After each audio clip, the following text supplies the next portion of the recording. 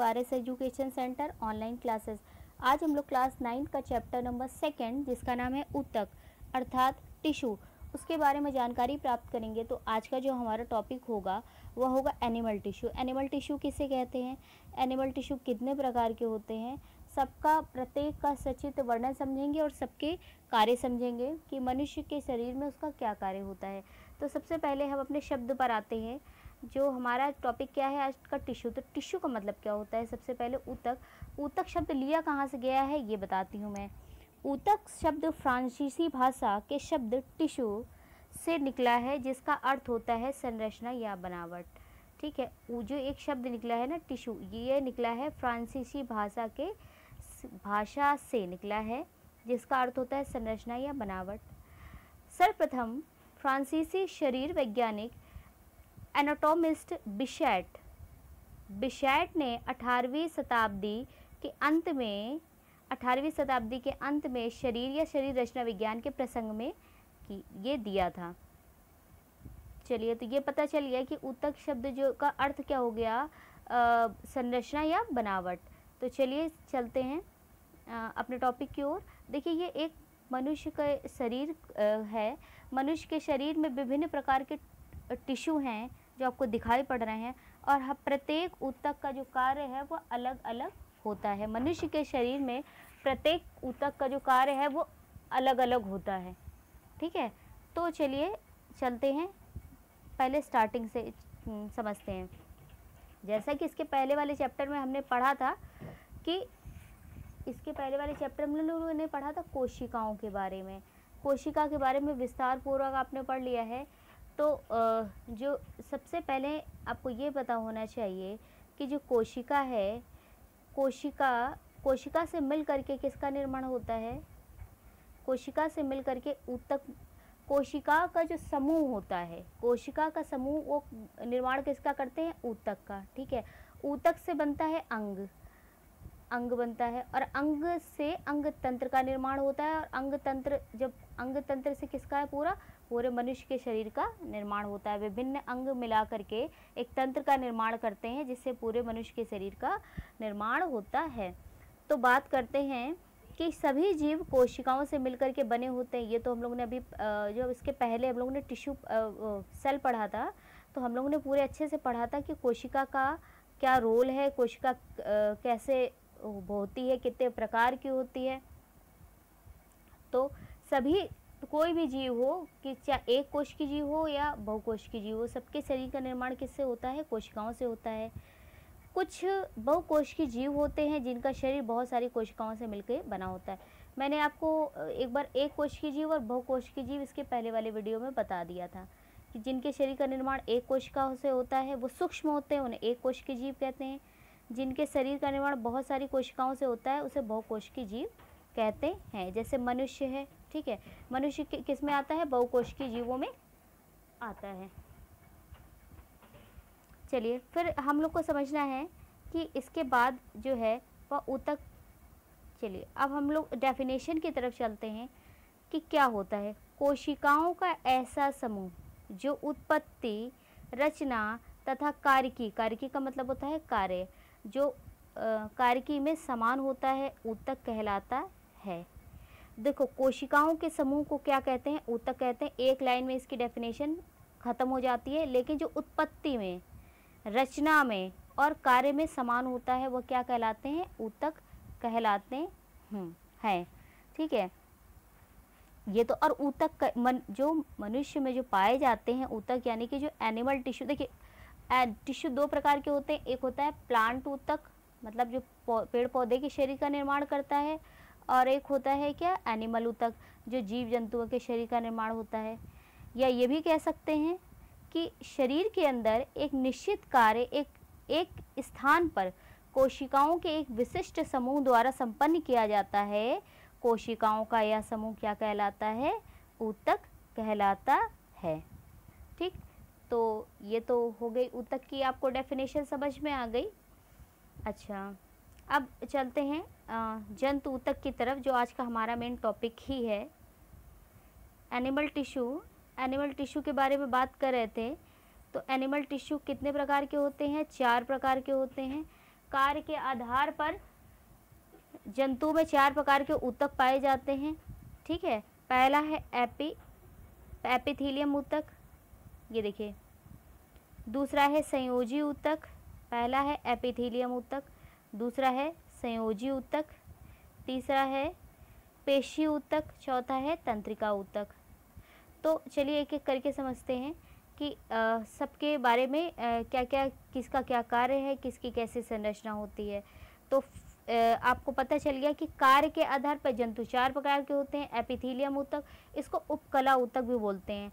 संयोजी ऊतक connective tissue बोलते हैं। देखिए नाम के जो संयोजी है ना, जब आपको उसके शब्द पढ़ोगे ना तो ही कुछ अर्थ निकल जाएगा आराम से कि आप ये कैसा होता है। लेकिन चलिए मैं आपको एक एक करके समझाती हूँ। पेशी ऊतक मस्कुलर टिश्यू और तंत्रिका ऊतक नर्वस टिश्यू। चलिए अभी आप फर्स्ट अपने एनिमल टिश्यू के पहले प्रकार की तरफ चलते हैं। तो ये है क्या, एपिथेलियम ऊतक, इसको उपकला ऊतक भी कहते हैं। होता क्या है ये चलिए ये बताती हूँ मैं। एपिथेलियम ऊतक अंगों की बाहरी पतली परत तथा आंतरिक अंगों की भीतरी स्तर का क्या करते हैं, निर्माण करते हैं। ठीक है, ऐसे ऊतक अंतर कोशिकीय स्थान, इनके अंदर इंटरसेलुलर स्पेस नहीं होते हैं या कम होते हैं। इनकी कोशिकाएं एक दूसरे से करीब करीब सही होती हैं। ऐसे ऊतक अंगों की रक्षा करते हैं। ठीक है, ये तो हो गई इसकी डेफिनेशन। चलिए मैं आपको समझा देती हूँ ये है क्या। देखिए एपिथेलियम ऊतक क्या करते हैं, यह शरीर पर एक रक्षात्मक बाह्य परत के रूप में मिलता है। जो शरीर की बाह्य परत होती है वो एपिथेलियम ऊतक की बनी होती है। यह हमारी त्वचा एवं आंतरिक अंगों की श्लैष्मिक झिल्लियों इसी ऊतक की बनी होती हैं। ठीक है, मुख गुहा, नासा गुहा, फेफड़े, आमाशय, आंतों, रुधिर नलिकाओं का आंतरिक स्तर जो है वो एपिथेलियम ऊतक का बना होता है। जो हमारे अंदर मुख गुहा, मतलब जो हमारा मुख गुहा होता है, जहाँ से नासा गुहा मतलब जहाँ से भोजन करते हैं, जहाँ से श्वास लेते हैं, फेफड़े हैं, आमाशय हैं, आंत की जो भी आंतरिक सतह है, आंतरिक जो परत होती है वो एपिथेलियम ऊतक की क्या होती है, बनी होती है। या ये सिंपल सी भाषा में कह सकते हो कि ये हमारा क्या करते हैं, एक रक्षात्मक परत बनाते हैं, हमारे शरीर की रक्षा करते हैं ये। ठीक है, इन ऊतक की जो कोशिकाएं होती हैं वो संरचना की दृष्टि से एकदम सटी होती हैं। विभिन्न प्रकार के जो एपिथेलियम ऊतक हैं, तो एपिथेलियम ऊतक को संरचना और कार्य के आधार पर निम्नलिखित प्रकार के होते हैं। चलिए ये देखते हैं कितने प्रकार के होते हैं। देखिए पहले कार्य मैंने बता भी दिए थे, लेकिन चलिए एक पॉइंट करके फिर से एक बार डिस्कशन कर लेते हैं इसके कार्य के क्या है। देखिए एपिथेलियम का मुख्य कार्य शरीर एवं अंतरांगों जैसे आहार नाल, यकृत, श्वसन तंत्र आदि की सुरक्षात्मक आवरण के रूप में होता है। ये क्या करती हैं, उनको प्रोटेक्टिव शील्ड के रूप में कवर कर देती हैं। इसको ये सिंपल सी एक भाषा में कह सकते हो कि हमारे शरीर की सुरक्षा करते हैं। एपिथेलियम ऊतक का यह कार्य होता है। सेकंड पॉइंट क्या है, यह त्वचा व भीतर स्थित ऊतकों की कोशिकाओं को चोट से, घर्षण से, हानिकारक पदार्थों तथा जीवाणु आदि के आक्रमण दुष्प्रभाव से और सूख जाने से बचाती है। देखिए क्या होता है कि हमारी जो त्वचा है तो वो क्या करती है कि जो हमारी त्वचा के ऊपर ये क्या करती है, एपिथेलियम ऊतक एक लेयर के रूप में होती है। ठीक है, नासा गुहा को और ये श्वसन तंत्र आदि के लिए प्रोटेक्टिव है। तो ये क्या करती है कि जो कोशिकाएं होती हैं, जैसे बाहर से कोई धक्का लगा, हम लोग बाहर से धक्का लगा तो तुरंत तो कोशिका डैमेज नहीं होती है। ठीक है, तो क्यों नहीं होती, क्योंकि एपिथेलियम ऊतक उसको क्या करती, प्रोटेक्ट करती है। ठीक है, और हानिकारक जो पदार्थ होते हैं, बैक्टीरिया होते हैं, वो एपिथेलियम ऊतक के कारण ही इतनी ज़्यादा वो क्या करते हैं, तुरंत हमारे ऊपर प्रभाव नहीं डालते। ठीक है, हमारी स्किन को भी सूख जाने से ये लेयर बचाती है।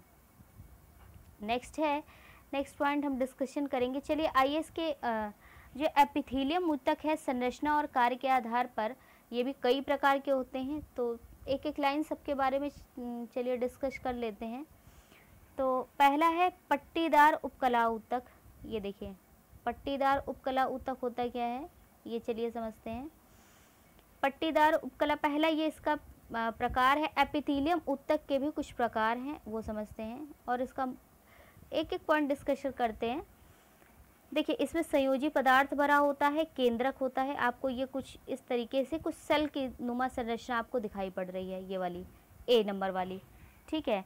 यह ऊतक नियमित आकृति वाली चपटी कोशिकाओं से बनी होती हैं। देखिए, इनकी जो कोशिकाएं हैं आकार में चपटी दिखाई पड़ती हैं, चपटी कोशिकाओं से बनी होती हैं। इसे सरल शल्की एपिथेलियम कहते हैं। यह ऊतक त्वचा की बाह्यतम परत नुमा संरचना आपको दिखाई पड़ रही है, ये वाली ए नंबर वाली, ठीक है। यह ऊतक नियमित आकृति वाली चपटी कोशिकाओं से बनी होती हैं। देखिए, इनकी जो कोशिकाएं हैं आकार में चपटी दिखाई पड़ती हैं, चपटी कोशिकाओं से बनी होती हैं। इसे सरल शल्की एपिथेलियम कहते हैं। यह ऊतक त्वचा की बाह्यतम परत, आहार नाल, मुख एवं नासा गुहा की श्लैष्मिक अस्तर का निर्माण करती हैं। यह अंगों के आघातों, कीटाणु, हानिकारक रसायनों तथा सूख जाने से बचाते हैं।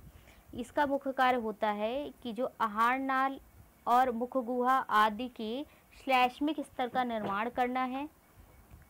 और यह ऊतक अपने नीचे स्थित अंगों को आघातों, बाहर से अगर हमको चोट लगती है, धक्का लगता है, तो ये क्या करते हैं, उसको प्रोटेक्ट करने का काम करती हैं। कीटाणु और हानिकारक रसायनों तथा सूख जाने से बचाते हैं, ठीक है। ये जो कीटाणु वगैरह जो क्या कहते हैं इफेक्ट करते हैं, उससे ये क्या करती है, प्रोटेक्ट करती हैं। सेकंड है स्तरित ऊतक। अच्छा, स्तरित ऊतक का कार्य क्या है, देखिए इसमें एक रोम ने जैसी संरचना आपको ये दिखाई पड़ रही है। ऊपर देखिए, ये रोम जैसी संरचना दिखाई पड़ रही है ऊपर वाली पे, ठीक है। अंदर केंद्रक पाया जाता है इसको स्तरित ऊतक कहते हैं। इसका क्या कार्य होता है, यह ऊतक त्वचा की आंतरिक परत और नेत्र के कॉर्निया का निर्माण करती है। इसका मेन काम होता है नेत्र में जो आंखों में कॉर्निया पाई जाती है उसका निर्माण करना होता है, ठीक है। फिर इसके बाद घनाभ उपकला ऊतक। घनाभ उपकला ऊतक क्या होती है, ये समझते हैं। घनाभ उपकला ऊतक और ग्रंथिल स्तंभाकार ऊतक। तो पहले ग्रंथिल स्तंभाकार ऊतक के बारे में समझते हैं। सी नंबर देखिए, सी नंबर, इसको ग्रंथिल स्तंभाकार ऊतक कहते हैं। अच्छा, ग्रंथिल स्तंभाकार ऊतक का क्या रोल होता है, ये समझते हैं। यह ऊतक स्तंभाकार कोशिकाओं से बना होता है, ठीक है। और इस ऊतक की कुछ कोशिकाएं बड़े होकर विशेष रासायनिक पदार्थों का स्त्राव करती हैं। इस प्रकार की कोशिकाओं से कुछ रासायनिक पदार्थ का स्त्राव होता है, जिन्हें ग्रंथि कोशिकाएं कहते हैं। जैसे अमाशय में जठर रस स्त्रावित करने वाली जठर ग्रंथियां, ठीक है। श्वेत ग्रंथियां, श्वेत का मतलब होता है पसीने की ग्रंथियां। अश्रु ग्रंथियां, जो आंसू आते हैं ना, वो लार ग्रंथियां इस प्रकार के ऊतक से बनी होती हैं। जो हम लोग के पसीने की ग्रंथियां होती हैं, आंसू जहाँ से निकलते हैं, अश्रुग्रंथि या लार जो मुंह से निकलती है, वह ग्रंथिल स्तंभाकार ऊतक की बनी होती है, ठीक है। इसमें श्लेष्मा केंद्रक पाया जाता है, ये देखिए। फिर हम लोग चलेंगे सरल घनाभ ऊतक की तरफ। हम लोग का जो नेक्स्ट है डी की तरफ चलेंगे। सरल घनाभ ऊतक, ये देखिए, इसकी तरफ चलेंगे। ये इसका क्या कार्य होता है, देखिए। सरल घनाभ ऊतक यह होता है कि पहले आपको ये सारे एक एक करके बस दो लाइन ही इसको डिफाइन करना पड़ेगा कि ये होता क्या है, ठीक है। सरल घनाभ, देखिए इसकी सरल एक आपको चौकोर आकृति सरल दिखाई पड़ रही है, और ये इसके बीच में क्या पाया जाता है, केंद्रक पाया जाता है। घनाभ कोशिकाएं होती हैं, ठीक है, घनाभ कोशिकाएं होती हैं। अच्छा, तो उसके बाद हम लोग चलेंगे यहाँ पर हाँ, इसके कार्य मैं बता देती हूँ। सरल घनाभ, इस ऊतक का निर्माण करने वाली कोशिकाएं घनाकार आकृति की होती हैं। या लार ग्रंथियाँ, वृक्की नलिका, मतलब जो वृक्क होते हैं ना, किडनी और अन्य ग्रंथियों की वाहक नलियों का स्तर बनाती हैं। जो लार ग्रंथियाँ होती हैं, वृक्की नलिका होती, किडनी की जो नलिकाएं होती हैं, वह उनका क्या करती हैं, अस्तर बनाती हैं, ठीक है। इसके बाद स्तंभाकार उपकला ऊतक, ये नेक्स्ट स्तंभाकार उपकला ऊतक, इस ऊतक का निर्माण करने वाली कोशिकाएं स्तंभाकार होती हैं। ठीक है, आकृति में देखिए आप, अमाशय तथा आंतों की भीतरी स्तर स्तंभाकार उपकला ऊतक का बना होता है। जो आंत होती है और अमाशय होती है, तो इसका जो भीतरी परत होती है वो इस ऊतक की बनी होती है। ठीक है, अब बात करते हैं नेक्स्ट, रोमाभ घनाभ ऊतक। रोमाभ घनाभ ऊतक, अच्छा ये क्या होती है? जैसे शरीर के कुछ भागों की नलियों जैसे श्वास नली तथा अंडाणु वाहिका की भीतली श्लेष्मिक झिल्लियाँ कोशिकाएं रोम युक्त होती हैं। ये रोम निरंतर लहराते हुए नलिका से गुजरते हुए पदार्थों को भीतरी की ओर ढकेलते हैं। देखिए ये क्या करती हैं, शरीर के कुछ भागों की नलियों का निर्माण करती हैं, जैसे श्वास नली, अंडाणु वाहिकाएं इत्यादि। ठीक है, मुख्यतः इसके जो हैं आपको एपिथेलियम जो ऊतक हैं, ये तो उसके एपिथेलियम ऊतक के प्रकार हो गए। अब मेन इसके जो कार्य थे वो आप लोगों ने पढ़ लिए हैं। अब नेक्स्ट है संयोजी ऊतक। ठीक है, संयोजी ऊतक क्या होता है ये देखिए, जैसे कि आपको इससे समझ में आ रहा है, इंग्लिश में बोलते हैं कनेक्टिव टिश्यू। कनेक्ट का मतलब ही होता है जोड़ना, दो चीज़ों को जोड़ना। ठीक है, कनेक्ट करना। होता क्या है संयोजी ऊतक? संयोजी ऊतक अंगों तथा ऊतकों को परस्पर बांधने या जोड़ने का कार्य करता है। तो ये एक यहाँ से एक क्वेश्चन उठ जाता है कि कौन सा ऐसा ऊतक है, एनिमल टिश्यू है, तो शरीर को बांधने व जोड़ने का कार्य करता है। तो आपको ये पता होना चाहिए कि ये है संयोजी ऊतक। ठीक है, इसके बाद यह लगभग सभी अंगों में मिलता है। शरीर में इसकी मात्रा सबसे अधिक होती है। यह ऊतक भ्रूणीय मेसोडर्म से विकसित होता है। इस ऊतक में अंतर कोशिकीय स्थान होता है, अधिक होता है, इसलिए कोशिकाएं दूर दूर छितरी होती हैं। संयोजी ऊतक पूरे शरीर का लगभग 30% भाग बनाते हैं। ठीक है, ये क्या करते हैं, मेन काम होता है इसका, क्या करते हैं, बांधने या जोड़ने। कनेक्ट करने का ही मतलब होता है दो चीज़ को जोड़ना, तो इसको बांधने का कार्य करते हैं या जोड़ने का कार्य करते हैं। ठीक है, ये विशेष प्रकार के ऊतक होते हैं। और एक चीज़ और है, ये शरीर के विभिन्न अंगों को आधार प्रदान करते हैं। ठीक है, इस ऊतक की जो कोशिकाएं होती हैं, इनमें देखिए, इनमें जो पदार्थ भरा होता है ना संयोजी ऊतक में, मैट्रिक्स बोलते हैं उसको, जेली की तरह होता है, तरल होता है। ठीक है, और ऊतक जो संयोजी ऊतक के कुछ उदाहरण भी हैं। चलिए चलते हैं उसकी तरफ कि क्या क्या है इसका उदाहरण। संयोजी ऊतक के देखिए हम कुछ उदाहरण कह सकते हैं, जैसे अस्थियां हैं। ठीक है, चलिए एक एक करके बताती हूँ मैं।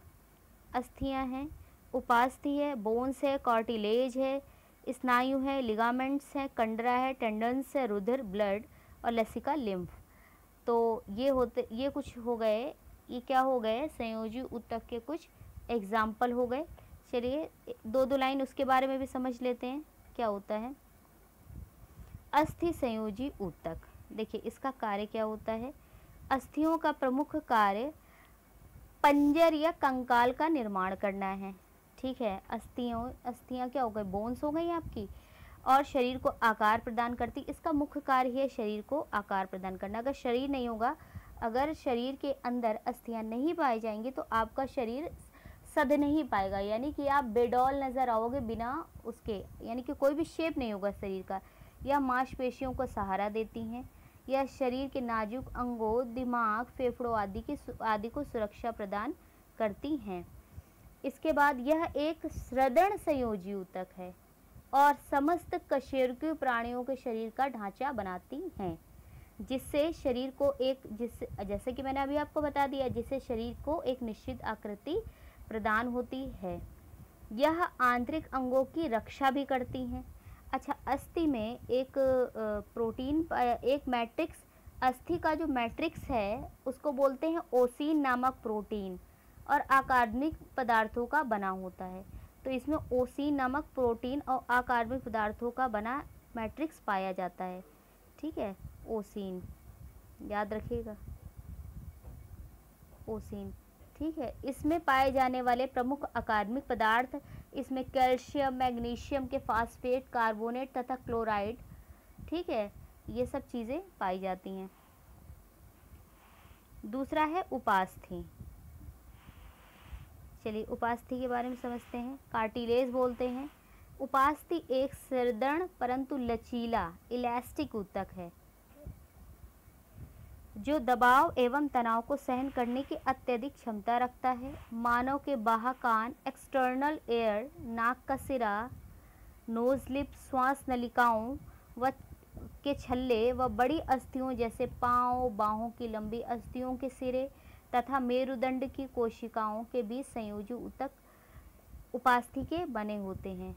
ठीक है, देखिए होता क्या है कि यह सुदृढ़ होता है परंतु ये इलास्टिक, ये लचीला भी होता है। ठीक है, उपास्थि जो होता है इसमें बहुत ज़्यादा तनाव सहन करने की और दबाव सहन करने की क्षमता होती है। ठीक है, इसके बाद उपास्थि में जो आपको मैं एक इमेज से मैं दिखा देती हूँ। ये तो आपने सब वर्क समझ ही लिया है। हाँ, ये इस उपास्थि के अनुप्रस्थ काट का चित्र है, कुछ इस तरीके की दिखाई पड़ेगी। अगर आपको अनुप्रस्थ काट हम लोग देखते हैं तो इस तरीके की दिखाई पड़ेगी। उपास्थि में अंतराकोशिकीय पदार्थ इंटरसेलुलर मैट्रिक्स की मात्रा अधिक होती है। इसमें अंतराकोशिकीय जो पदार्थ होते हैं, ठीक है, वह अधिक मात्रा में पाया जाता है। यह कॉन्ड्रिन प्रोटीन की बनी होती है तथा मैट्रिक्स में उपास्थि कोशिकाएं फैली होती हैं। मैट्रिक्स में उपास्थि कोशिकाएं क्या होती है, देखिए इस तरीके की उपास्थि कोशिकाएं हैं मैट्रिक्स में, वह फैली होती हैं। इसमें मैट्रिक्स भरा होता है। इसके बाद यह कॉन्ड्रिन प्रोटीन की बनी होती हैं और मैट्रिक्स में ये इसके अंदर कॉन्ड्रिन प्रोटीन पाई जाती है। और मैट्रिक्स में उपास्थि को आपने बता ही दिया मैंने। उपास्थि की सतह पर पेरिकॉन्ड्रियम की पतली झिल्ली होती है। देखिए ये जो झिल्ली आपको दिखाई पड़ रही है ये वाली, इसको बोलते क्या है, पेरिकॉन्ड्रियम। ठीक है, पेरिकॉन्ड्रियम की पतली झिल्ली होती है जो रक्षक आवरण का कार्य करती हैं। ये एक प्रोटेक्टिव आवरण बना देती हैं। ठीक है, उपास्थि में रुधिर वाहिकाएं होती हैं। ठीक, ये तो हो गया उपास्थि की बात, ये तो उपास्थि हो गया। अब बात करें हम लोग स्नायु की, यानी कि लिगामेंट्स की बात कर लेते हैं। होता क्या है लिगामेंट्स, ये समझते हैं। ठीक है, फिर हम लोग एक एक करके आगे भी डिस्कस करते हैं। लिगामेंट्स क्या होते हैं, दो अस्थियों के सिरों को एक दूसरे से बांधे रखकर शरीर कंकाल को सुगठित रखते हैं। तो दो अस्थियों को एक दूसरे से बांधे रखने का ये रखते हैं, अर्थात स्नायु और लिगामेंट दो अस्थियों के सिरों को बांधने का कार्य करती हैं। लिगामेंट्स का मुख्य कार्य क्या होता है, दो अस्थियों को क्या करते हैं, बांधे रखने का कार्य करते हैं। इसके बाद नेक्स्ट है कंडरा, टेंडेंस। अच्छा, कंडरा का क्या कार्य है ये चलिए समझते हैं। कंडरा का कार्य जो होता है, संकुचित तथा फैलने वाली पेशियों के सिरों को अस्थियों के सिरों से बांधे रखती है, अर्थात ऐसी पेशियां जो संकुचित तथा फैलने वाली होती हैं उनके सिरों को क्या करती, कंडरा बांधने का कार्य करती हैं। ठीक है, कंडरा बांधने का कार्य करती हैं। तो ये हो गया कंडरा यानी कि टेंडेंस के कुछ कार्य। अच्छा, अब यहीं पर हम लोग एक चीज़ समझ लेते हैं, कि ये देखिए मैंने सारे प्रकार के टिश्यू के बारे में एक इमेज आपको यहाँ लगा दी है। 4 टाइप्स ऑफ टिश्यू, जो मुख्यतः जो टिश्यू हैं, बस आप अभी पूछा जाता मुख्यतः है कि जो मनुष्य में मुख्यतः कौन कौन से टिश्यू पाए जाते हैं, तो 4 प्रकार के आपको ने बता ही दिए थे। ठीक है, एपिथेलियल है, ये कवरिंग का कार्य करता है। कनेक्टिव है, वो सपोर्ट का कार्य करता है। मसल्स मूवमेंट का कार्य करता है। ठीक है, और नर्वस क्या है, कंट्रोल करने का कार्य करता है। तो हम लोग ने आज के वीडियो में टिश्यू के बारे में जानकारी प्राप्त की है। इसके बाद मैं रुधिर और लसिका पर, ठीक है, एक पूरा वीडियो प्रॉपर बना दूंगी। तो मिलते हैं नेक्स्ट वीडियो में। Thank you.